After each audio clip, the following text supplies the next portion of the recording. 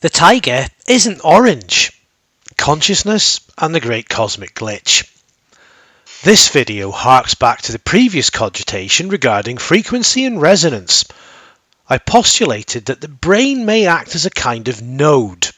Well, we have other kinds of evidence. You can see this with your own eyes and a little cogitation. Picture this.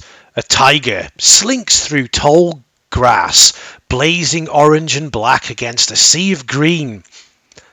You, an upright ape with a decent pair of eyes, spot it instantly.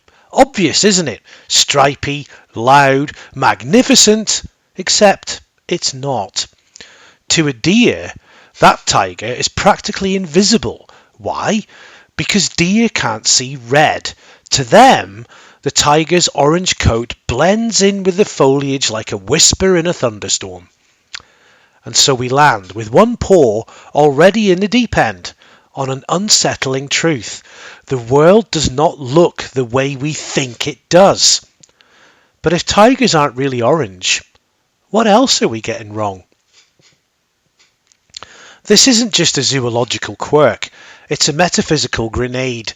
The colours, sounds and textures we navigate daily are rendered by our minds, a bespoke interface stitched together by neurons, assumptions and a few million years of evolutionary bluffing.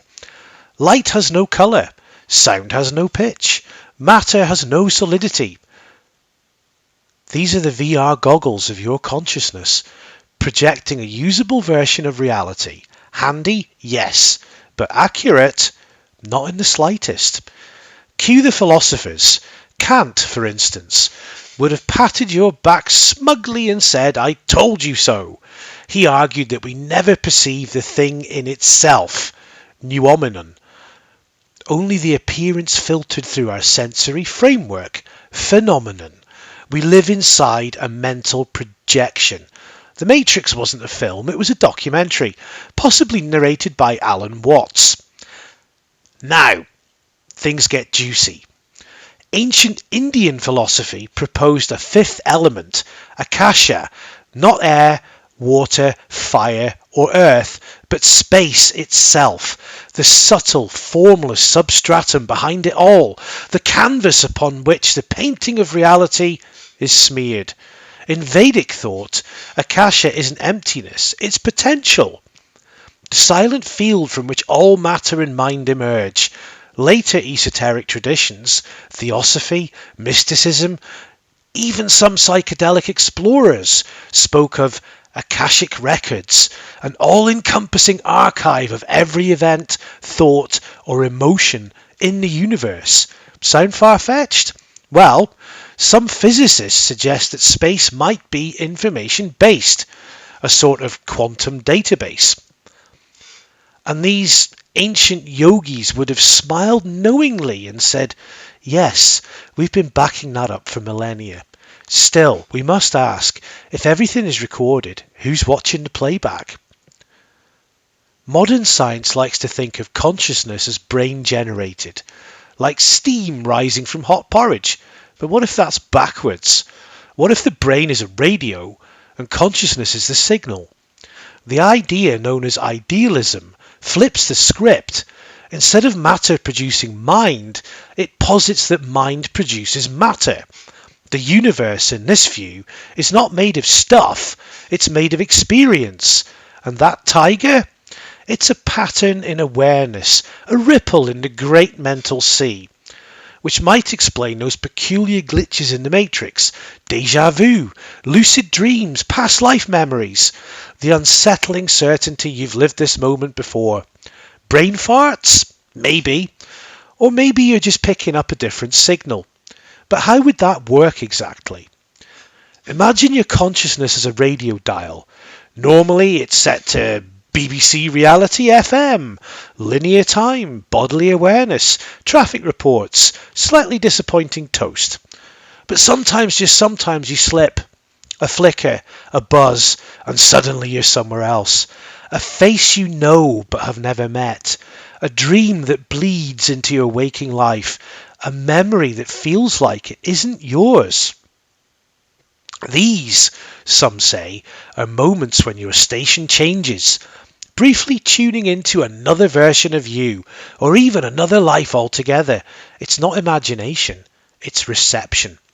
This model of the brain as a filter rather than a generator goes back to thinkers like William James, Henry Bergson, and Aldous Huxley.